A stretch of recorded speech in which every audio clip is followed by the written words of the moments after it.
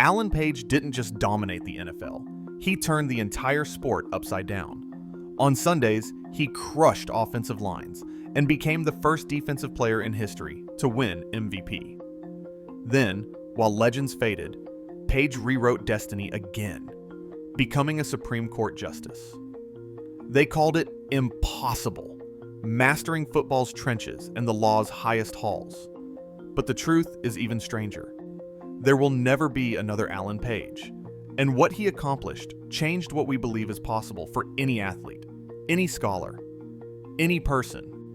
This is the story of how he redefined the meaning of complete, and why that feat may never be repeated. Alan Page was born in Canton, Ohio, in 1945, the son of a steelworker and a mother who juggled 3 jobs. Canton was football country, but for the Pages, education came first.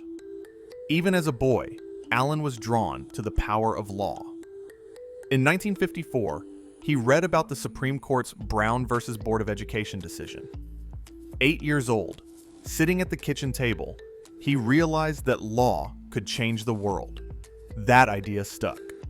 At Central Catholic High, Page's grades matched his game. He was a standout on the field, but he was also the kid who took homework seriously, who saw school as a way out and a way up. His teachers noticed the discipline. Coaches saw a raw force that could be shaped into something special. By the time Notre Dame called, Alan was ready for both challenges.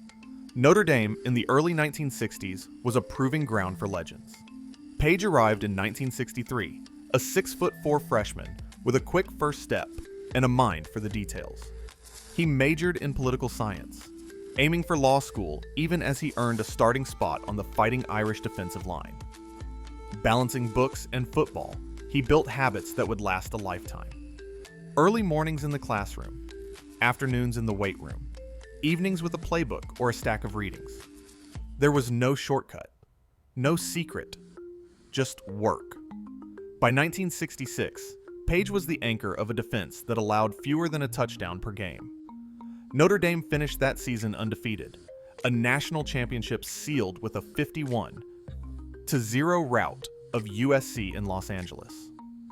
Page was everywhere, stuffing runs, chasing quarterbacks, forcing fumbles. The Irish defense posted 12 shutouts in his 29 varsity starts. Opponents knew where he lined up. They just couldn't stop him. 7 players from that 66 squad would be first-round NFL picks. Page stood out even among them. But it wasn't just football. Page kept his sights on the future. He wanted more than headlines and trophies. He wanted a degree, a shot at law, and a life that didn't end when the cheering stopped. In the spring of 1967, with a diploma in hand and a championship ring on his finger, Alan Page waited for the next call. The Minnesota Vikings made him the 15th pick in the first round of the NFL draft. A new arena, a new challenge, but the same relentless drive. The foundation was set: discipline, intellect, and the belief that a person could be more than one thing. Minnesota was cold, and the NFL was colder. Alan Page didn't just arrive, he crashed through the front door. 4 games into his rookie season, he ripped the starting job at right tackle. The Vikings had been laying the groundwork for years, adding Jim Marshall, Carl Eller, and Gary Larson one by one. But it was Page, the rookie from Notre Dame, who turned a strong line into a nightmare for offenses. By mid-season, the 4-man front had a new name: the Purple People Eaters. Their motto was simple: meet at the quarterback. But Page brought more than speed and muscle. He studied offenses like a chess player, spotting patterns, anticipating moves.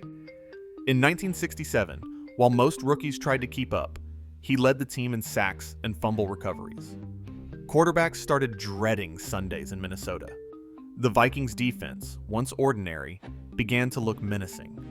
Opponents would double-team Page, and he'd still find a way to get through. Bud Grant, the stoic head coach, saw that this was no ordinary rookie. Page was a force who made everyone around him sharper, tougher, hungrier. Off the field, Page had other ambitions. That fall, he enrolled at William Mitchell College of Law. The plan was bold: start building a legal future before the bruises faded. But the reality was brutal. 3 weeks in, the workload overwhelmed him. Football meetings, team flights, and the endless grind of rookie life left little room for torts and contracts. Page withdrew from law school, frustrated, but not defeated. The setbacks stung. He'd always been the one who finished what he started. For the first time, he had to step back. The lesson was clear. Greatness in one arena didn't guarantee instant success in another. But Page didn't retreat. He watched, learned, and waited for another shot. Meanwhile, he poured everything into football. The Purple People Eaters started to dominate, and Page's reputation grew. He wasn't just the new guy. He was the cornerstone. Every Sunday, the line attacked as one, with Page at its heart. The rookie who'd tried to do it all now understood he'd need a better plan if he wanted to chase both dreams. And as the Vikings' defense turned into a wall, Page was already plotting how to break through the next barrier. In 1971, Alan Page didn't just play defense, he dominated the entire league. By mid-season, quarterbacks were bracing for impact before the ball was even snapped. Page tore through offensive lines with a burst that seemed to defy his size. 6'4", 245 pounds, and somehow faster than most running backs. That year, he racked up 9 sacks, 3 fumble recoveries, and a pair of safeties, stats that barely scratched the surface of his impact. Every snap, he was in the backfield, swallowing up running backs, hounding quarterbacks, forcing mistakes. The Vikings rode that wave to an 11-3 record, their defense holding opponents to under 10 points a game. Page wasn't just the anchor. He was the engine, the spark, the nightmare on every offensive coordinator's chalkboard. The league took notice. Page became the first defensive player ever to win the Associated Press NFL Most Valuable Player Award. 16 MVP votes, more than Roger Staubach, more than Otis Taylor, more than any quarterback or running back that season. It had never happened before. Only Lawrence Taylor would join that club, and not for another 15 years. In a league obsessed with points and passing yards, Page flipped the script. He showed the world that a defensive tackle could control a game, could tilt the field, could be the reason a team won on Sunday. The numbers told one story, but the eye test told another. Week after week, Page was everywhere, blowing up screens, chasing plays to the sideline, blocking punts, even scoring points himself. In Detroit, flagged for a personal foul, he responded by sacking the quarterback, tackling the running back for a loss, then blocking a punt out of the end zone for a safety. One sequence, 3 plays, all Page. Even his teammates, Carl Eller, Jim Marshall, Gary Larson, knew they were witnessing something different, something historic. That MVP season wasn't about stats or trophies. It was about changing what was possible for a defensive player. Page didn't just win games. He redefined value. He made the league see defense in a new light, made every kid on a defensive line believe they could be the difference, not just the supporting cast. And all year, as the awards piled up, Page kept his routine: books in the morning, weights in the afternoon, playbook at night. The grind never stopped. Excellence wasn't a moment. It was every day, every snap, every detail. By the end of 1971, the message was clear. Alan Page wasn't just the best defensive player in football. He was the best, period. And for the first time, the league had no choice but to admit it. Alan Page's life in the late 1970s looked like a contradiction. While most NFL stars spent their off-seasons resting or cashing endorsement checks, Page was reading appellate cases on airplanes, highlighting tort law in locker rooms, and hustling from the practice field straight to the lecture hall. The grind was relentless. Mornings started before sunrise. his playbook sharing space with a stack of law reviews. By mid-morning, he was in pads, trading hits with the best lineman in football. By early afternoon, he was back on campus, taking notes in contracts class, or arguing a point in criminal procedure. There was no shortcut, no special treatment. Professors expected the same from him as from anyone else. Teammates sometimes joked about his double life, but Page knew the cost. Every missed reading meant falling behind. Every late-night study session meant less sleep for Sunday's game. In 1976, the schedule turned brutal. After a Monday night game in San Francisco, he caught a red-eye flight back to Minneapolis, arriving just in time for a 9 a.m. law class. No excuses, no extensions. He showed up, exhausted, but ready. Classmates remember him as the guy who never used football as a crutch. He was just Alan, the student who sat in the front row, asked sharp questions, and hustled to catch the next team bus. Professors saw the same thing coaches did: a mind that refused to coast, a work ethic that didn't bend. The routine was punishing. Game days bled into exam weeks. He wrote briefs in hotel rooms, studied for finals on team flights, sometimes reviewing case law while icing bruises from Sunday's hits. The law school library became a second home. Sleep was a luxury. Discipline was survival. There was no fallback plan. If he slipped, there was no one to catch him. He was building a future while still living the old one at full speed. By 1978, the payoff arrived. Amid the chaos of an NFL season, Page earned his Juris Doctor from the University of Minnesota. The degree wasn't handed to him for celebrity. He earned it the hard way. One casebook, one cold call, one late-night outline at a time. The achievement was more than a diploma. It was proof that greatness in one world didn't have to mean compromise in another. On the field, he was still the player offenses feared.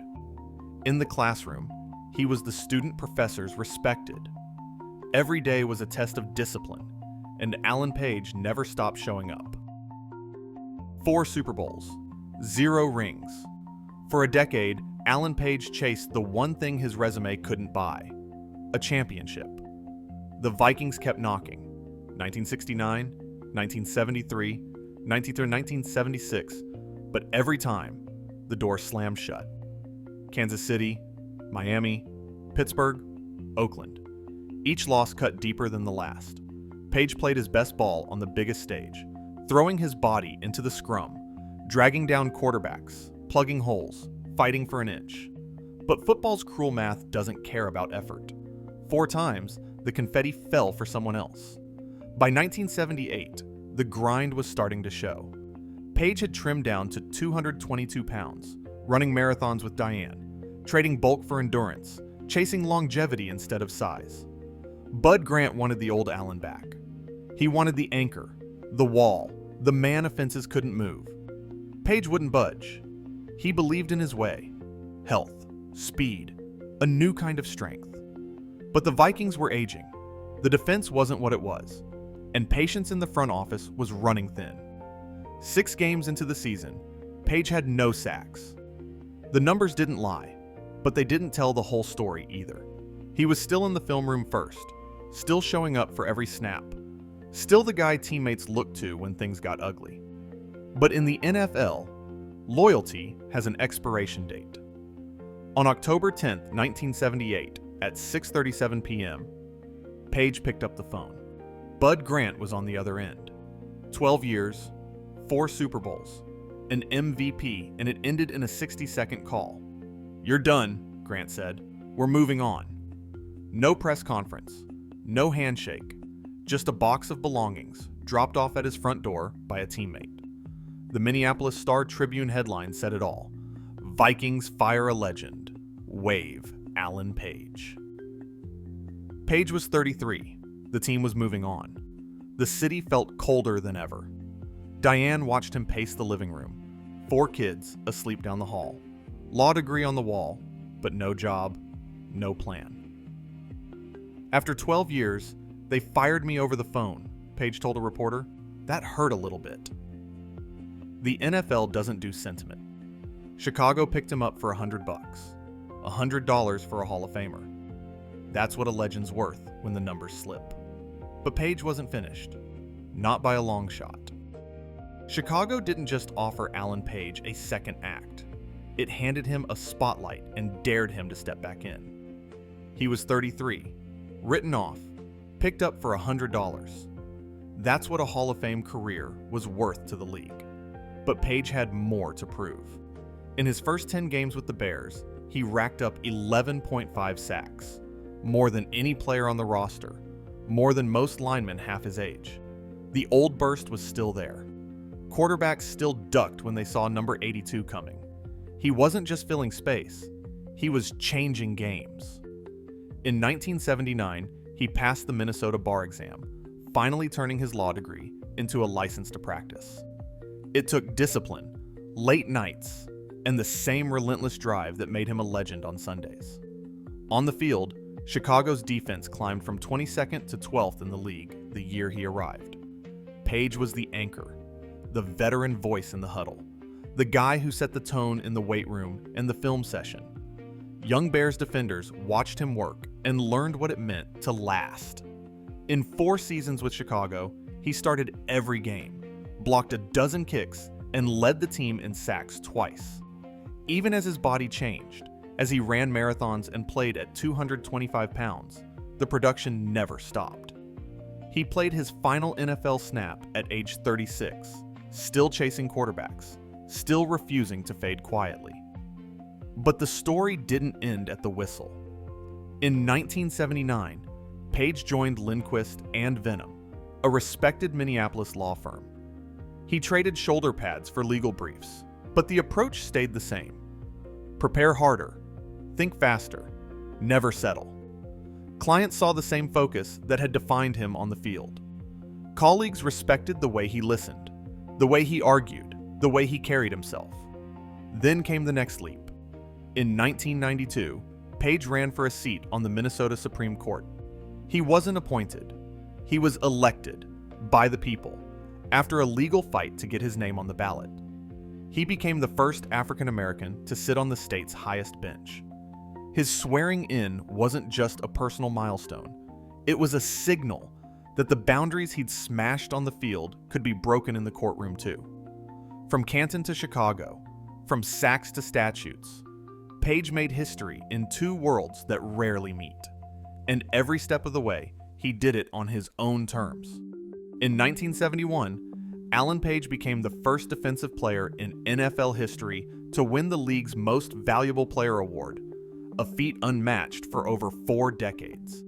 His journey from a Canton childhood to 4 Super Bowls with the Vikings, and then through law school while playing professionally, is documented in university records and league archives. Page's appointment to the Minnesota Supreme Court in 1993, making him the first former NFL player to hold such a position, is recorded in state documents. Yet, some questions remain, such as how he balanced daily demands at the highest levels of both sport and law, and what personal sacrifices were required. Today, the combination of athletic dominance and judicial impact he achieved remains singular. No other NFL player has followed this path. The evidence, statistical, legal, and historical, shows that Alan Page did not just break barriers on the field or in the courtroom. He redefined what it means to be complete. His legacy, preserved in public records and Hall of Fame displays, stands as proof. There truly will never be another Alan Page.